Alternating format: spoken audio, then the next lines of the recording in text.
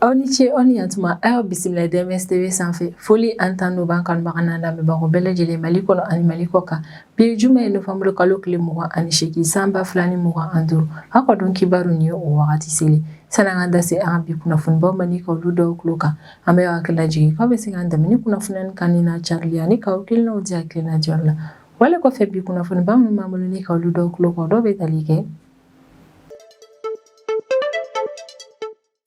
kan Mali autorité opérateur pétrolier fintigilakaw fo ka taa se camion citerne bolaw yɛrɛ kɔni ma ko nin bɛɛ lajɛlen yɛrɛ de kɔni sababuya la min yɛrɛ kɔni an ka Bamako ale ni Mali jamana région caman yɛrɛ kɔni ko tajimafɛn ko gɛlɛya ko kɔni banna nin yɔrɔ kofɔlen nin yɛrɛ kɔni sere caman kɔni y'a yira k'a fɔ ko an ka jamana région caman yɛrɛ kɔni bɛ yen nɔ ale ni Bamako kɔnɔna yɛrɛ kɔni na ko min yɛrɛ kɔni tajimafɛn ko o gɛlɛya ko tɛ yen nɔ bilen k'i mana na taa station yɛrɛ kɔni na k'ale jɔlen tɛ mɛ i b'i ka tajimafɛn yɛrɛ kɔni sɔrɔ ka taga i mago yɛrɛ kɔnɔ wali yɛrɛ kɔni kɛra lafiyaba ye Mali jamana kɔnɔdenw bolo mɛ wagati min na i n'a fɔ bi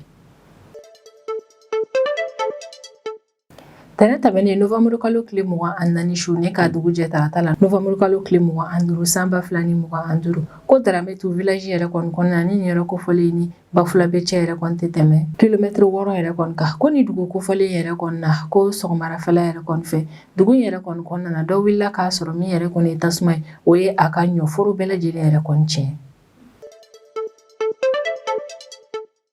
araba tɛmɛnen nofɛmburu kalo tile 26 san 2025 o kun ye conseil des ministres an ka Mali jamana kɔnɔna na o conseil des ministres de senfɛ min ye an ka Mali kɛnɛyako ministre ni o ye colonel Asan Bajalo Ture ale bɛ an ka jamana ministre yɛrɛ kɔni la kunnafoniya an ka jamana situation épidémiologique yɛrɛ kɔni na an bɛ wagati min na i n'a fɔ o bi arabadon nofɛmburu kalo tile 26 san 2025 tilengafɛla nɛgɛ kanɲɛ 12 wagati kunnafoniyaw yɛrɛ kɔni carila min kɔni y'a yira k'a fɔ ko min ye Umaru Sisoko Ambalo ni ale de ye Guinée Bissau jamana ɲɛmaa yɛrɛ kɔni wa Guinée Bissau kalata yɛrɛ kɔni ni ma kofɔlen ye candidat ale kɔni ye kunnafonidi sira maa dɔw yɛrɛ kɔni wele k'a fɔ ko min yɛrɛ kɔni ye a ka jamana kɔnɔna na ko maa dɔw yɛrɛ kɔnɔna na coup d'état kɛ ale la ka sanga ni lakanabaliya yɛrɛ kɔni carilen Nigeria jamana kɔnɔna na min ye Nigeria jamana ɲɛmaa ni o ye Bola Tinubu ale kɔni ye laseli yɛrɛ kɔni kɛ kan bɛ wagati min na i n'a fɔ ko bi ko Nigeria jamana yɛrɛ kɔni bɛ état d'urgence yɛrɛ kɔnɔ na ko yɛrɛ de kɔni na ko min ye Nigeria jamana yɛrɛ kɔni kɔnɔna na k'u bɛna maa caman yɛrɛ kɔni recruter ne ka don jamana fintigilakaw ale ni polisiw yɛrɛ kɔni na walasa u ka se ka fɛɛrɛ bɛɛ lajɛlen latigɛ min yɛrɛ kɔni banbaci wale manu ye u bɛ ka wale jugu min ta ne ka ɲɛsin Nigeria jamana kɔnɔdenw yɛrɛ kɔni ma ka fɛɛrɛ latigɛ ne ka dankari o la ni banbaci wale manu si la tuguni ne ka bɔ jamana kofɔlen in kɔnɔna na ni kunnafoniba de bɛ an bolo kɔrɔ bi an bɛna minnu walawala aw ye bidon kibaru kɔnɔna na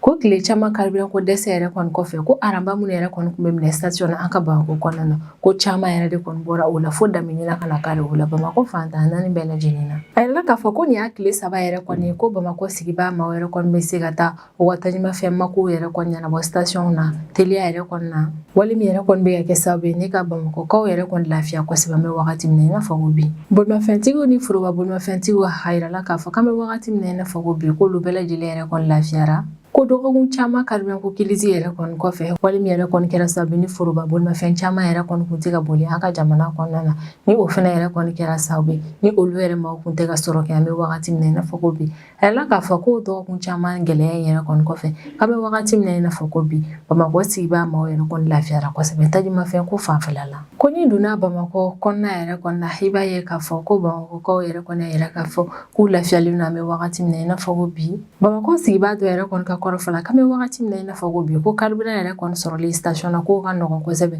ko wa k'u jigi dalen don a kan k'a fɔ ko carburant ko crise yɛrɛ kɔni ko nin ye dankarilen o la Mali fantan naani bɛɛ lajɛlen na Bamako kɔnɔna na seere wɛrɛ yɛrɛ kɔni ka kɔrɔfɔla k'an bɛ wagati min na i n'a fɔ ko bi k'a ma se bilen i ka taa tile kurukara yɛrɛ kɔni kɛ station na walasa ka se ka tajimafɛn yɛrɛ kɔni sɔrɔ ko miniti 5 yɛrɛ dɔrɔn kɔfɛ n'i taara station yɛrɛ kɔni na k'i bɛ se ka i ka tajimafɛn yɛrɛ kɔni sɔrɔ teliya hali ni nɔgɔya yɛrɛ kɔni kɔnɔna na sifinnaka dɔ fana y'a yira k'a fɔ k'ale taara station yɛrɛ kɔni na yɔrɔ min o yɔrɔ bɛɛ la ale y'a ka tajimafɛn yɛrɛ kɔni sɔrɔ ko fɔ ale yɛrɛ kɔni kun dabaliya banna kosɛbɛ ko a kan bɛ wagati min na i n'a fɔ ko bi ko olu yɛrɛ kɔni lafiyalen don kosɛbɛ ka d'a kan tajimafɛn ko gɛlɛn yɛrɛ kɔni kun kɛra sababu ye ne ka jamana kɔnɔdenw yɛrɛ kɔni sɛgɛn wagati kuntagala dɔ kɔnɔna na a yɛlɛla k'a fɔ ko nisɔndiya ko in yɛrɛ kɔni tɛ an ka Bamako dɔrɔn kɔnɔna na ko Mopti région kɔnɔna na ni yɛrɛ kofɔli yɛrɛ kɔnɔna maa caman yɛrɛ kɔni kun ka baaraw kun jɔra k'o da yɛrɛ kɔni bɔ tajimafɛn ko gɛlɛya la ko nka kan bɛ wagati min na i n'a fɔ ko bi ko Mopti region kɔnɔna na ko station caman yɛrɛ kɔni bɛ yen nɔ tajimafɛn bɛ sɔrɔ olu kɔnɔna na Mopti sigibaa dɔw yɛrɛ kɔni nisɔndiyatɔ kɔni y'a yira k'a fɔ kan bɛ wagati min na i n'a fɔ ko bi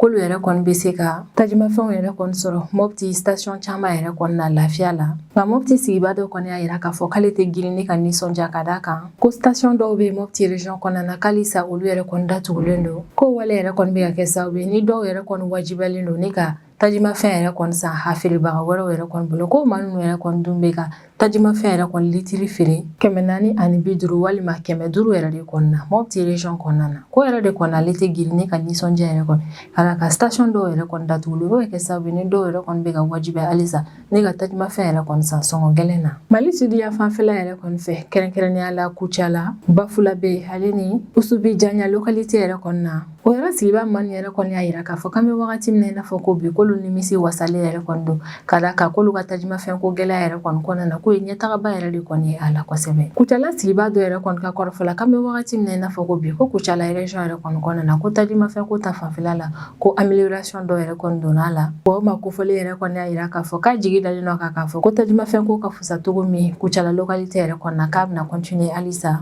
k'olu jigi dalen don a kan k'a fɔ k'an bɛ wagati min na i n'a fɔ ko bi ko basigi min yɛrɛ kɔni bɛ Bamakɔ carburant ko yɛrɛ kɔni na k'olu jigi dalen don a kan k'a fɔ ko basigi kelen yɛrɛ kɔnɔna na olu fɛnɛ ka localité yɛrɛ kɔni na dɔgɔkun caman dusukasi ale ni a makɔnɔniba yɛrɛ kɔni kɔfɛ a yɛlɛla k'a fɔ ko tajimafɛn yɛrɛ kɔni bɛ ka segin ko kura ni ka don jamana yɛrɛ kɔni kɔnɔna na k'o kɛra sababu ye ne ka jamana kɔnɔdenw yɛrɛ kɔni lafiya dɔɔni ko maa minnu yɛrɛ kɔni bɛ ka u ka baaraw kɛ n'olu ka baaraw yɛrɛ kɔni kun jɔra k'o dabɔ tajimafɛn ko gɛlɛya yɛrɛ kɔni na olu bɛɛ lajɛlen y'a yira k'a fɔ k'u y'u ka baaraw yɛrɛ kɔni daminɛ bɛ wagati min na i n'a fɔ ko bi k'ali n'a sɔrɔ ko gɛlɛya dɔɔni yɛrɛ kɔni bɛ a ko kɔnɔna na halisa k'u jigi dalen don a kan k'a fɔ k'an bɛ wagati min na i n'a fɔ ko bi k'an ka Mali autorités bɛna fɛɛrɛ bɛɛ lajɛlen latigɛ walasa ka o gɛlɛya nin yɛrɛ kɔni wuli ka bɔ yen ni wagati yɛrɛ kɔni an bɛ foliba kɛ ne ka ɲɛsin jamana kɔnɔdenw yɛrɛ kɔni ma kɛrɛnkɛrɛnnenya la fɛn fɛn yɛrɛ kɔni sen donna nin tajimafɛn ko crise in na walasa ka se k'a ko nɔgɔya jamana kɔnɔdenw bolo an bɛ foliba kɛ ne ka ɲɛsin olu bɛɛ lajɛlen yɛrɛ kɔni ma k'Ala ko aw ka jamana kɔnɔden ɲuman u ka cɛsiri ale n'u ka baara kɛ ko ɲuman o de kɛra sababu ye ni an Mali jamana kɔnɔdenw an ka tajimafɛn ko yɛrɛ kɔni bɛ ka fusaya kosɛbɛ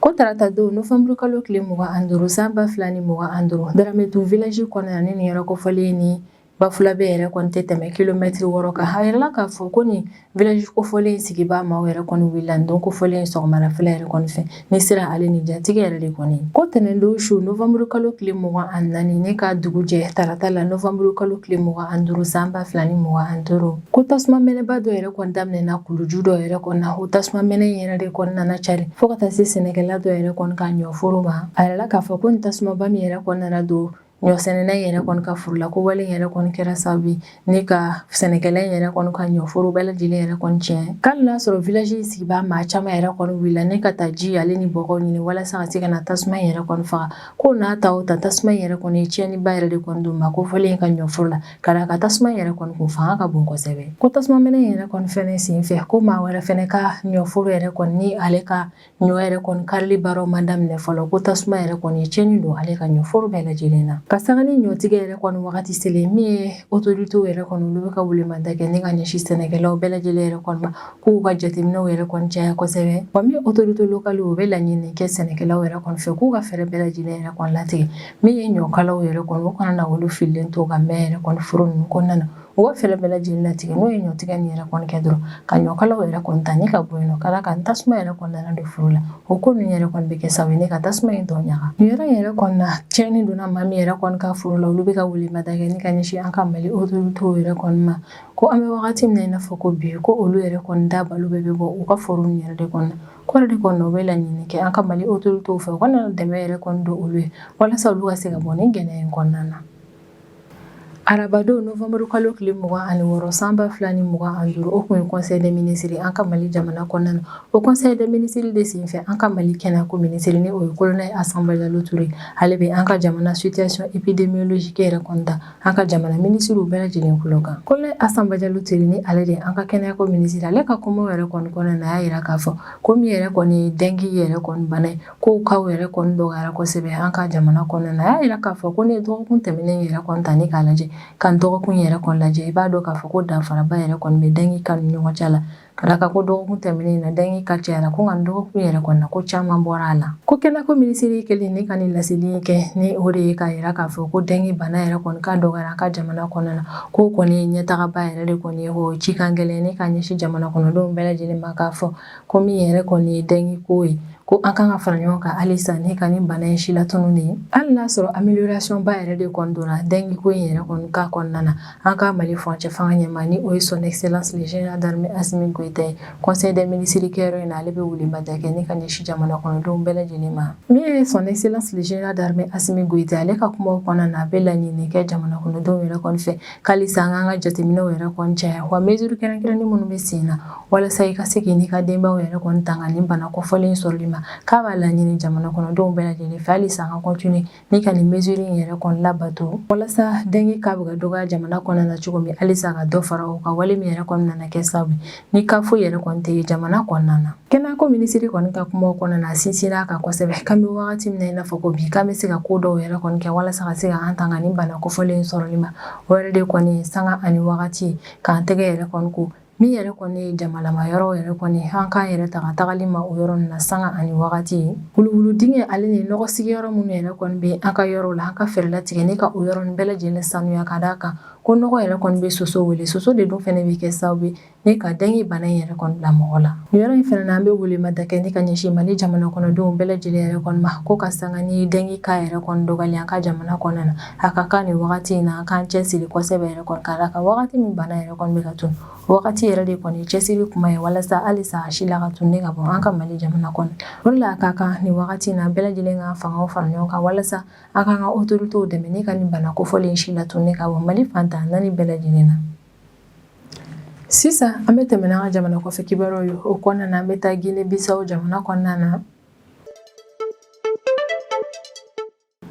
Guinée Bissau jamana kɔnɔna na ko tile 3 jamana ɲɛmaasigi kalata yɛrɛ kɔni kɔfɛ ni o kalata in yɛrɛ kɔni tɛmɛlen kɔfɛ min ye Umaru Sisoko Embalo ni ale ye Guinée Bissau jamana ɲɛmaa wa candidat yɛrɛ kɔni ko don Guinée Bissau kalata in yɛrɛ kɔnɔ ale kɔni ye laseli kɛ ko ale de ye ɲɛmɔgɔya yɛrɛ kɔni sɔrɔ kalata in na yala k'a fɔ ko tile 3 o wale in yɛrɛ kɔni kɔfɛ ko min ye marifa ci mankan yɛrɛ kɔni ko mɛnna Guinée Bissau palais fanfɛla la ko min ye Guinée Bissau jamana ɲɛmaa ni o ye Umaru Sisoko Embalo ye k'ale ka fanfɛla yɛrɛ kɔni na ko ale yɛrɛ kɔni minɛna tileganfɛla yɛrɛ de kɔni fɛ ko Umaru Sisoko Embalo ni ale de ye Guinée Bissau jamana ɲɛmaa yɛrɛ kɔni wa candidat yɛrɛ kɔni ko don Guinée Bissau kalata in yɛrɛ kɔni na ale de ye kunnafoni sira Jeune Afrique maaw yɛrɛ kɔni wele k'a lase u ma ko maa dɔw yɛrɛ kɔni ye coup d'état kɛ ale la Umaru Sisoko Embalo ka kɔrɔfɔla Jeune Afrique maaw yɛrɛ kɔni ko ale minɛna arabadon novembre kalo tile 26 san 2025 tileganfɛla nɛgɛ kanɲɛ 12 wagati ko ale bɛ minɛ wagati min na o y'a sɔrɔ ale bɛ a ka bureau kɔnɔna na palais présidentiel yɛrɛ kɔnɔna na Guinée chef d'état-major général des armées ni o ye général Biag Nantan ye vice chef d'état-major ni o ye général Mamadou Touré fo ka taa se ministre de l'intérieur yɛrɛ kɔni ma ni o ye Botche Kande yɛrɛ kɔni Umaru Sisoko Embalo ka kɔrɔfɔ yɛrɛ kɔni na ko maa minnu yɛrɛ kɔni ale ka fanga dafiri k'u ye nin maa ninnu yɛrɛ kɔni fɛnɛ minɛ ale minɛyɔrɔ la Umaru Sisoko Embalo ka kɔrɔfɔ yɛrɛ kɔni na ko nin coup d'état in yɛrɛ kɔni senfɛ maa minnu ye coup d'état in yɛrɛ kɔni k'ale la k'u ma wale jugu foyi kɛ ni ka ɲɛsin ale ma wa Umaru Sisoko Embalo yɛrɛ kɔni ka kɔrɔfɔ la ko maa min yɛrɛ kɔni nin coup d'état in yɛrɛ kɔni k'ale la ko coup d'état in yɛrɛ kɔni kun ɲɛmɔgɔlen yɛrɛ kɔni kun don Guinée Bissau armée de terre chef d'état-major yɛrɛ de kɔni fɛ source caman yɛrɛ kɔni ka kɔrɔfɔ la Guinée Bissau jamana kɔnɔna na ko arabadon novembre kalo tile 26 san 2025 ko marifa ci mankan caman yɛrɛ kɔni mɛnna Guinée Bissau palais présidentiel la ko wa Guinée Bissau ka commission électorale maaw yɛrɛ kɔni ka bureau fanfɛlaw yɛrɛ kɔni na ko marifa ci mankan mɛnna o yɔrɔ ninnu fɛnɛ na kan bɛ wagati min na i n'a fɔ ko bi ko sira min yɛrɛ kɔni bɛ taa Guinée palais présidentiel yɛrɛ kɔni na ko fintigilakaw yɛrɛ kɔni jɔlen bɛ o sira ninnu bɛɛ lajɛlen na hakilila jiginna k'ale tɛmɛnen novembre kalo tile 23 san 2025 yɛrɛ de kɔni kalata kɛra Guinée Bissau jamana kɔnɔna na wa kalata in yɛrɛ kɔni kɔfɛ Umaru Sisoko Embalo ni ale kun ye candidat ye kalata in yɛrɛ kɔni na ale bɔra ni ka laseli yɛrɛ kɔni kɛ k'ale de ye kalata in yɛrɛ kɔni ɲɛmɔgɔya ta ni 100 sara la maa 65 yɛrɛ kɔni kan dilen ale ma nka kalata in yɛrɛ kɔni jaabi kun kan ka taa jamana kɔnɔdenw yɛrɛ kɔni tulo kan kunu alamisa de novembre kalo tile 27 san 2025 a yɛlɛla k'a fɔ ko kabini marifa ci mankan yɛrɛ kɔni mɛnna Guinée Bissau palais présidentiel ni a commission électorale fanfɛlaw yɛrɛ kɔni na ko Guinée Bissau jamana kɔnɔden bayirikaw caman yɛrɛ kɔni bolila ni ka bɔ o yɔrɔ in yɛrɛ kɔni na na dɔw yɛrɛ kɔni bolila u sen na dɔw fɛnɛ u ka mobiliw yɛrɛ kɔni ta ni ka boli walasa marifa cimaga min yɛrɛ kɔni kun bɛ ka mɛn ni yɔrɔ kofɔli na ka se ka u ni kisi ka bɔ o yɔrɔ yɛrɛ kɔni na wa yala k'a fɔ ko caman kuntagala yɛrɛ kɔni kɔnɔna na ko marifa cimaga yɛrɛ kɔni kun bɛ ka mɛn ni yɔrɔ kofɔli in na ko marifa cimagaw yɛrɛ kɔni dalen Guinée Bissau jamana yɛrɛ kɔni palais présidentiel fanfɛla yɛrɛ kɔni na ko damadɔni o kɔfɛ communiqué dɔ yɛrɛ kɔni carila Général Denis Nkaha yɛrɛ de kɔni fɛ ni ale ye Guinée Bissau maison militaire de la présidence yɛrɛ kɔni ɲɛmaa ye ko Général Denis Nkaha yɛrɛ kɔni ko wagati min ale bɛ nin communiqué yɛrɛ kɔni cari k'a kelen yɛrɛ kɔni kun tɛ a kɛyɔrɔ la a kun accompagné kun don jamana finitigilaka dɔw yɛrɛ de kɔni fɛ a ka communiqué yɛrɛ kɔni kɔnɔna na a b'a yira k'a fɔ k'an bɛ wagati min na i n'a fɔ ko bi ko Guinée Bissau finitigi jɛkulu dɔw yɛrɛ kɔni bɛ yen ni olu ye u ka jɛkulu yɛrɛ kɔni tɔgɔ kɛ Haut commandement pour la restauration de l'ordre k'an bɛ wagati min na i n'a fɔ ko bi ko jamana yɛrɛ kɔni ɲɛmɔgɔya baara bɛ olu bolo ko wa ko fɔ ni décision kura yɛrɛ kɔni bɔra a ko la ko ɲɛtɛ k'an bɛ wagati min na i n'a fɔ ko bi ko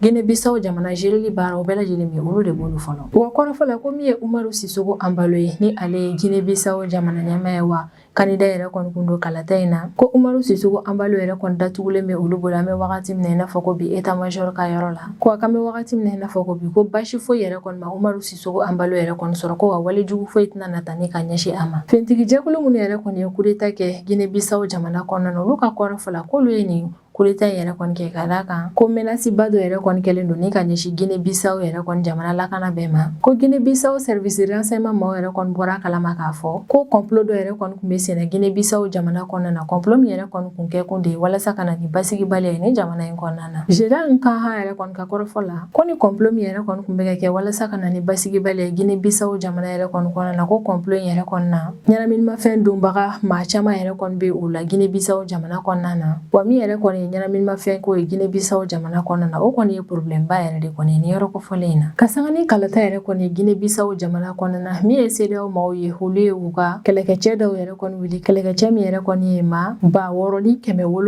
6,780 yɛrɛ de kɔni ye CEDEAO ye ni kɛlɛkɛcɛ nin bɛɛ lajɛlen wuli ni k'u bila ka taa Guinée Bissau jamana kɔnɔna na walasa ka se ka lakanako yɛrɛ kɔni sabati Guinée Bissau jamana kɔnɔna na kalata in kuntagala bɛɛ kɔnɔna na wa kabini laseli yɛrɛ kɔni kɛra k'a fɔ ko min yɛrɛ kɔni coup d'état ye k'o kɛra Guinée Bissau jamana yɛrɛ kɔni kɔnɔna na min yɛrɛ kɔni ye Union africaine maaw CEDEAO fo ka taa se Forum des sages de l'Afrique de l'Ouest maaw yɛrɛ kɔni ma olu bɛɛ lajɛlen bɔra ni ka communiqué kelen yɛrɛ kɔni kɛ jɛkulu ninnu bɛɛ lajɛlen tɔgɔ la ni jɛkulu saba nin yɛrɛ kɔni farala ɲɔgɔn kan ni ka communiqué kelen kɛ communiqué kelen min yɛrɛ kɔni kɔnɔ na o y'a yira k'a fɔ k'a bɛ wagati min na i n'a fɔ ko bi k'u yɛrɛ kɔni jɔrɔlen don kosɛbɛ ni Guinée Bissau ko yɛrɛ kɔni lahalaya ye u y'a yira k'a fɔ ko maa minnu yɛrɛ kɔni nana nin wale in kɛ Guinée Bissau jamana yɛrɛ kɔni kɔnɔna na k'u kun bɛ fɛɛrɛ latigɛ yɛrɛ de kɔni ni ka ɲagami yɛrɛ kɔni don Guinée Bissau kalata yɛrɛ kɔni kɔnɔna na kɔrɔ de kɔni na olu jɛkulu ma nin bɛɛ lajɛlen bɛ nin wale in kɔnɔna wa u bɛ welemada kɛ ni ka ɲɛsin Mali yɛrɛ kɔni ma k'u ka fɛɛrɛ bɛɛ lajɛlen yɛrɛ kɔni latigɛ min yɛrɛ kɔni ye ordre constitutionnel yɛrɛ kɔni ka segin ni ka o sigi Guinée Bissau jamana kɔnɔna na teliya yɛrɛ kɔnɔna na